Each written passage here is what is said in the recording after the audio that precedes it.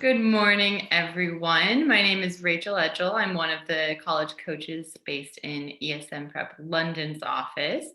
I am joined today by two of our test prep experts, Catherine Pollock and Daniel McElroy. Do you two want to say hello as well? Hi, everyone. Happy to be here today. Hi, yeah, same. Really excited to talk to you all about ACT and SAT and how you get started with both of those tests.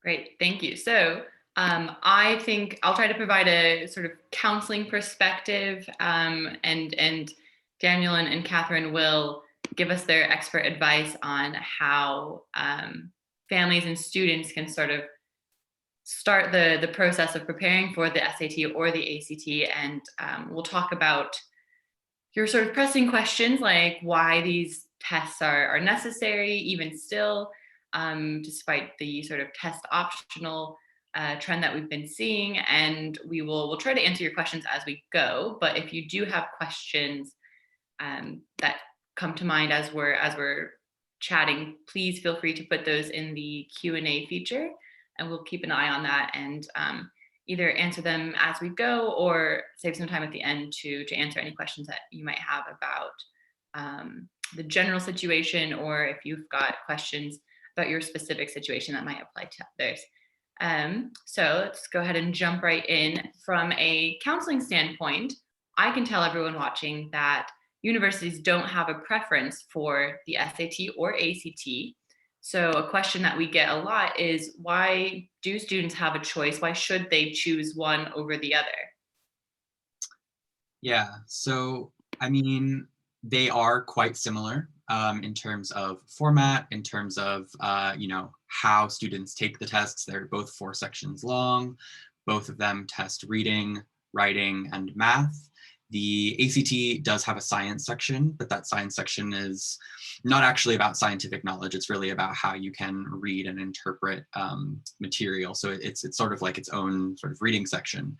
And so the tests are quite similar. The ACT tends to be a bit faster paced than the SAT, so pacing is part of it. And the question styles differ ever so slightly. So really it's a matter of a student finding out which test is the right fit for them. And kind of just through trial and error at the beginning, figuring out where they want to put their energy to make sure that they're prepping towards something that they feel they can achieve highly on. And when you sort of talk about these differences, in terms of which test would be better for a student, how would we know? Just sort of from a family's point of view, if they are taking the quote unquote wrong test for them, what would be some indicators that Daniel and Catherine, that you would look for to sort of suggest perhaps they should consider the other test?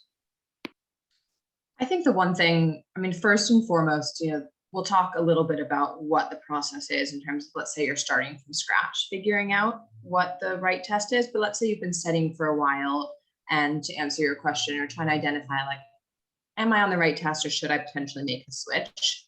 I think one thing that I always look out for a little bit is sort of a score that has plateaued. So if you're like, I've been, I heard of the SAT or I heard of the SATs and I started doing it, and I had a little bit of improvement at the beginning, but I've just sort of plateaued. That's, maybe not necessarily an indicator, but, sort of might be a little bit of a flag for us. Like, oh, potentially if we switch to the ACT, there might be a bit more improvement there. And then honestly, I say it's important to rely on student feel a lot. So like I said, we'll talk more about the, diagnostic and how we can do it the more scientific way, so to speak. But when push comes to shove, if the student is like, this test doesn't feel right, that's a helpful instinct that we should follow, because they're the ones who'll be taking the test. So that's sort of really important for me as well as a test prep mentor. Yeah, absolutely. And I would add, like, there are just indicators in terms of, like, I mentioned sort of just like the test style and one being the right fit for different kinds of students. The maths sections in particular really differ in terms of question style. On the SAT, they're sort of very theoretical, lots of variables, and sort of like, I like to describe it to my students as kind of like a brain teasery type of test where you're almost like puzzling through things. And some people's brains just work that way, and they kind of enjoy sinking their teeth into something that isn't just very straightforward, and actually perform best that way. The ACT, on the other hand, is kind of just like many maths questions, and there's sort of a wider variety of concepts and things covered on that test. So you sort of need to have maybe a bit more breadth of knowledge, but then it's a much more straightforward test. So these are the kinds of differences, and each section has its own sort of version of those differences. And yeah, it really is just up to each individual student which suits them better. And I think, that was a lot of really great information about the differences between the tests, but I want to sort of take a step back and, if anyone watching is sort of taking furious notes about the differences and trying to sort this out on your own, we want to take a step back and actually hopefully make things a little bit easier for you and talk about if you're just getting started in the test prep process, what is the first step that we really recommend all students do? And sort of how do we go about that? Yeah, great question, Rachel. So I think this is such a good question. And if there was one piece of information to take home today, this is definitely that moment. Our recommendation is basically to, even if you know nothing about the ACT and SAT, to start by taking a full-length diagnostic ACT and a full-length diagnostic SAT. So there are some tests out there, particularly in the London space, that are sort of these 50-question diagnostic tests that say, you just take one test for 1 hour, and that will run a magical algorithm and tell you which test is best for you. In our experience, it's really, really valuable to take a full-length test of each, which granted does mean, 6 hours of your time. But if you put in that work up front to take both of those diagnostic exams, let's say 2 weeks in a row on a Saturday, that should give us really, really useful and pretty conclusive evidence as to which test is the right one for you. So like Rachel was saying, we don't have to actually do that much swimming around. What's the SAT versus the ACT? Do I understand the differences of the test? What kind of student likes this one? The 2 full-length diagnostics should really tell you that. So that's really where our advice is to start for students. And so, Daniel, do you want to give us maybe a little bit more specific, again, for families who are completely new to this process, and maybe we're even sort of speaking another language for them, how do they do this diagnostic? Where do they find it? What? Yeah. So simple. I mean, really just get in touch with us. Anyone's email at ESM you have. Niall is always a great person to reach out to, just niall@esmprep.com. But really anyone that you get in touch with from ESM, or go to our website and sort of just use the contact form, get in touch, and we can get both of those diagnostic tests just delivered right to you. We have a really useful sort of video that just is the timing for you. So you just sort of sit down on a Saturday morning, press play, and it will tell you when to start and stop each section, when to take a little break between sections, things like that. So we can absolutely take care of setting you up with a diagnostic really as soon as you ask us for it. And you can kind of do it on your own time, but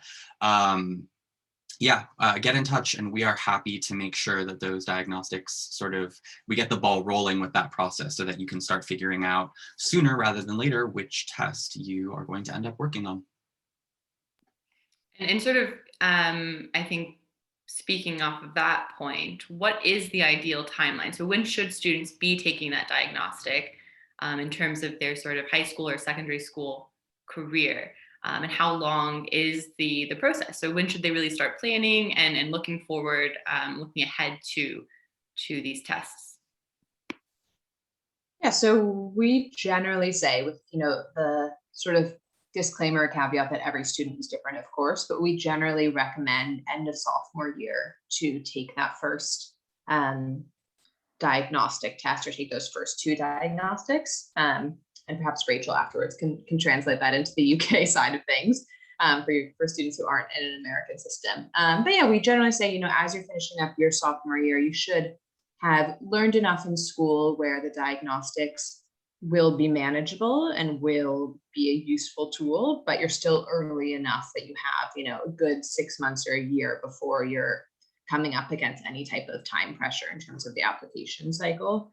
So ideally, that's when we would start. And then, I don't know, Daniel, if you want to go through after that first step, what happens from there in terms of timeline. Yeah, absolutely. So I would say, I'm working with a student right now who he's kind of decided he's going to set aside his half term to take the two diagnostics. So it's really something that like you can fit into this sort of end of the school year, however makes sense for you. And then we would sort of have a conversation once we've looked at both of those diagnostics, maybe sit down with you, talk you through the score reports of each of them and sort of what our recommendation is for which test to actually prep for. And then we would sort of recommend, over the summer before your junior year, that you do maybe one 90-minute session a week. And we would take you through the entire test and probably schedule you in for a first test, maybe beginning of junior year. So it's sometime in the autumn. And some students this differs slightly. Some people are traveling for the summer or are otherwise unavailable in the summer. So really we're thinking sort of either autumn of junior year in the best case scenario, or maybe into the winter a bit of junior year would be when you would want to take your first test. But we really recommend somewhere in the realm of 2, 3, maybe 4 months, depending on how you're trying to move your score, of prep is going to be most useful for really making some progress on these tests. And just as a quick sort of translation for UK viewers, so sophomore year would be the equivalent of UK year 11, and junior year is the equivalent of UK year 12. And I think, again, just to provide some context, the reason that Catherine and Daniel are saying, you want to start, in your sort of sophomore or year 11 year is that the actual application process, the essays and the application itself, all of that switches into high gear in sort of the end of and the summer after your junior year or your year 12. And so you really, ideally would be sort of done or nearly finished with testing by that point, because it's just so much to do at once, in addition to everything else that you have commitments for in terms of work experience, or if you're doing any sort of traveling, maybe not this year but in future. So this is why that timeline does exist, and why maybe it seems a little bit early to UK viewers, but there's there is some method to that madness. So this is coming from years and years of experience, and also working with the American system, and this is sort of their timeline as well. So if you are thinking of making an application to US universities, I think it's helpful to sort of follow the original timeline rather than trying to fit the American process into a UK timeline, which is where we see a lot of difficulties in really every area of the application process, but especially testing, because it is, as you just heard, a very long process, which is not necessarily a bad thing, but in order to sort of make the progress that you want, you do need that time so that it's not stressful. So a question that I've certainly heard from former students of mine is whether it makes sense to prepare for both tests at the same time. And I know that there's probably a little bit of a caveat to that recently, but in general, what would either of you say in response to that question? Yeah, I think ideally we would say that you choose one and really stick with it. It can be difficult to try to prepare for both because you're sort of moving back and forth. And yeah, I mean, I think the idea, right, after several months of prep is to, excuse me, is to sort of master one of the tests as much as possible. And sort of as we've described briefly, they are different tests at the end of the day that require slightly different approaches. And so trying to prepare for both at the same time, you're just really not doing yourself many favors. And certainly, yeah, as you mentioned, Rachel, over the last year or so now, there have been many test cancellations and things like that because of COVID. And so certainly some students have needed to be flexible and shift direction if maybe an ACT was canceled that they were planning to take or something like that. But luckily, it seems like we're beginning to move out of this period of unexpected test cancellations and things like that. We're starting to see a more expected sort of running of the exams. So hopefully that trend continues, and it would make sense to just be able to relax a bit and just choose the one test and prep for it all the way through. Solid advice. I agree. So we've got a couple of audience questions, and I do want to just remind everyone that if you have questions that you haven't asked yet, now is a great time to do that. And we'll try to answer as many questions as we can in the next 10 minutes or so. But a question that we actually get this question all the time, so I'm glad that we have this now, is whether or not tests matter because so many universities have gone test optional. So I would love to hear, if either of you have a perspective that you'd like to share, and I'm happy to sort of share the counseling side of things as well. But so why are we still encouraging students to prepare for tests and to take tests when so many universities have been test optional for the past couple of years? I think, Rachel, maybe if you want to, I think the short answer is that tests still do matter, and tests in general will still help your application. But yeah, maybe Rachel, if you want to set the scene of what that means from a larger counseling perspective, and then Daniel and I can add a couple little add-ons to that about what that means for your test plan. Definitely. So I think, I always sort of put test optional in air quotes because I think we almost don't quite realize what optional means in this context. And it truly means optional, as in you have the option to submit or not, but it's not to say that tests don't matter. And I think, we do have, I think the distinction to make there is that we actually do have language that says that, which is test blind. So some universities are test blind, which is that they won't even look at your test scores. And that's a very different situation to test optional, where if you submit scores, they will look at them, they will consider them. The reason I think that distinction is so important is that if universities truly didn't want students to take tests, then they would just go test blind. So the fact that they are still test optional, indicates that they do in fact want to see test scores if you're able to take the test, if you have scores. They're trying to be flexible, sort of given these cancellations that we mentioned. But at the end of the day, they still definitely consider test scores in their evaluation of an application. And I think from the counseling perspective, the reason for that is they've sort of done studies that show that looking at test scores in combination with GPA might be a more reliable sort of indicator of how well a student will do at university. And I think in addition, it can just provide a bit more context to a student's grades, especially if that student is coming from a school or a country where it's just not super popular, I suppose, at that university.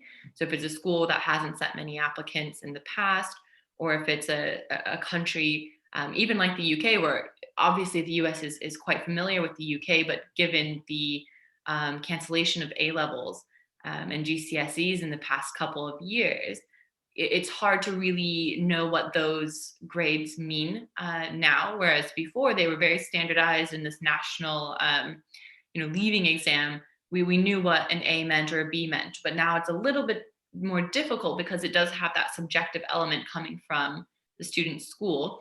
It's very similar to the American approach. American schools assign GPAs more or less independently. And so test scores were really helpful in that, to give this sort of metric for comparing students across a board and getting a sense of, well, I shouldn't say students, comparing their grades across a board.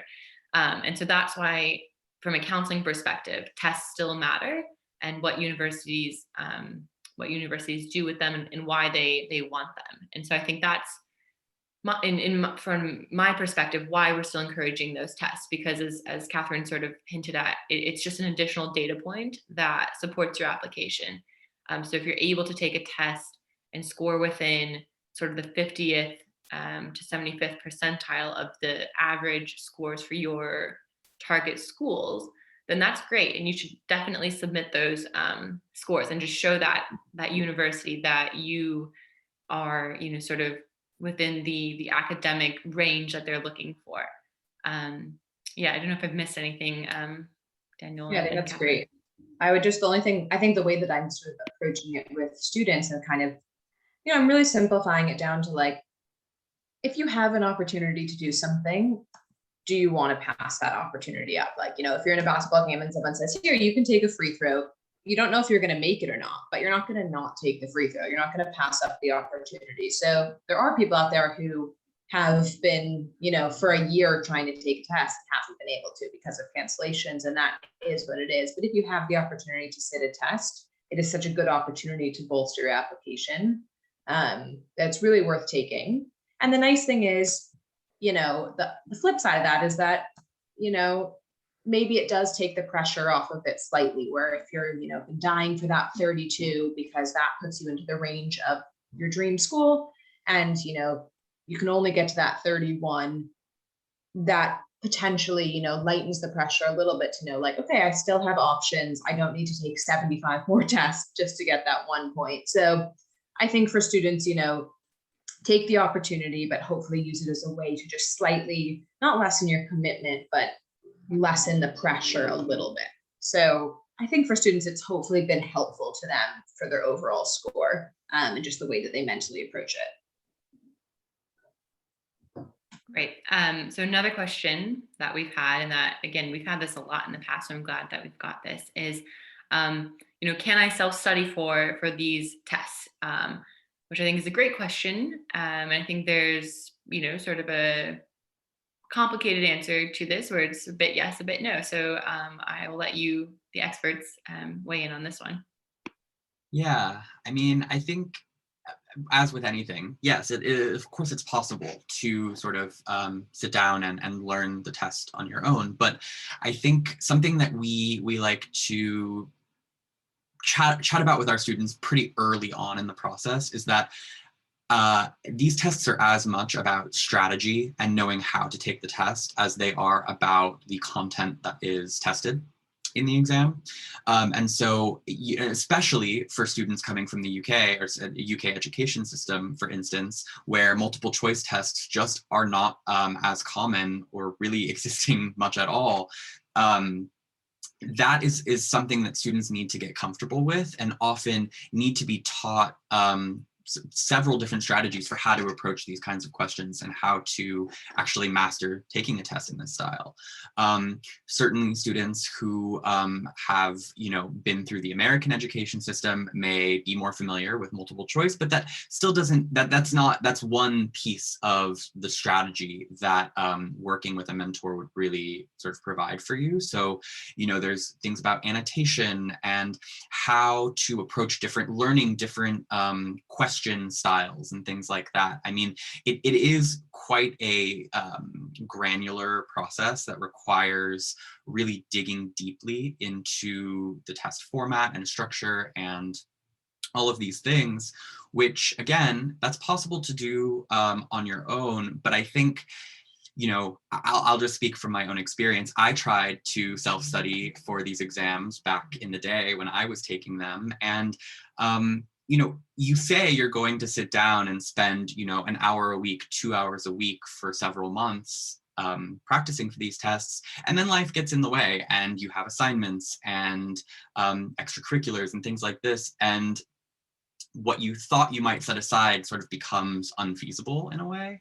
And then you may find yourself, 2 weeks before the exam realizing, wait, there's a lot of prep left to do, or going in sort of cold to that first exam. And no one wants to do that. You're really not doing yourself any favors with that. So I think in the end, it really is so valuable to have even just the accountability of a mentor, but also having that person who can really teach you the specifics about how to succeed on these exams. Yeah, I think that's a great point. Not only do you have that sort of big picture help, but you also have the accountability. So I think, if someone is really, really keen to self-study, I think that's fine. But I personally would recommend that you at least meet with someone who is, much more experienced with the test, just a bit at the beginning to sort of give you that guidance. And then if you want to continue on your own, I think that would be fine. But I think for a lot of students, having that accountability is really helpful, especially over such a long timeline. It can be a little bit difficult to maintain that motivation and sort of keep up the steam over the many months that it really does take to not only learn any of the content that you might not have seen yet, but also to learn, as Daniel was saying, all of these strategies, some of which are, maybe the multiple choice questions are a little bit more obvious. You can learn that, but there are other strategies that I think it does really help having someone with that sort of broader perspective sort of help you. Just to give an example from my own perspective, I had a student once who, on the reading section, we were going through some questions, and I don't remember the exact question, but he was essentially trying to rationalize his answer and saying, well, I know about this topic and I've heard, and I had to stop him right there and say, that doesn't matter because that's not what's in the passage. And I think that's something that a lot of students forget, is that these tests aren't really sort of testing your intelligence or what you know. There is sort of a foundational level of knowledge that you do need to know, especially in the math section. But a lot of times outside knowledge can help, but you have to be really careful how you use it, because sometimes it actually even hurts. And that's that strategy of learning, where to find the answers using the test itself. So I think in that sense, having someone, whether it's at ESM Prep or elsewhere, having someone help you just figure out how to revise, how to study for the test. And then if you want to carry on your own, I think that would be okay. But of course, we definitely recommend working with someone if you can, because it just makes it so much easier for you. And, we think you'll see the most progress from that. But And just to add to that, I think yes. obviously what we're talking about is the test, and, the central question here is sort of how to do well on these tests. But I think one of the sort of added value or intrinsic benefits of working with someone to study for these tests is the benefits that you get beyond just the ACT and the SAT. Like, I have students who are in college now who are like, I have 50-page articles that I have to read for homework, and I use the ACT or the SAT reading strategies to get through that homework. Or students who are, in an econ, like an intro level econ class, who are like, I now know what to do when I don't know how to do a problem, because that ACT strategy that was like, don't panic, here's how we can approach a problem when you have no idea what's going on and probably still get the right answer, is such a useful just study skill in general. So I think, more often than not, once we finish working with students consistently, it kind of changes the way that they learn and the way that they study, and is just such an added benefit for their future as a student, even beyond this test. So no, that's not what we're talking about, but I feel like it's worthwhile to say that is an intrinsic benefit of consistent studying with a mentor. Which I think, does get to the point of these tests, or, at least the sort of initial purpose was to test students' skills for university. And I think, there have been some criticisms of exactly how these tests do that.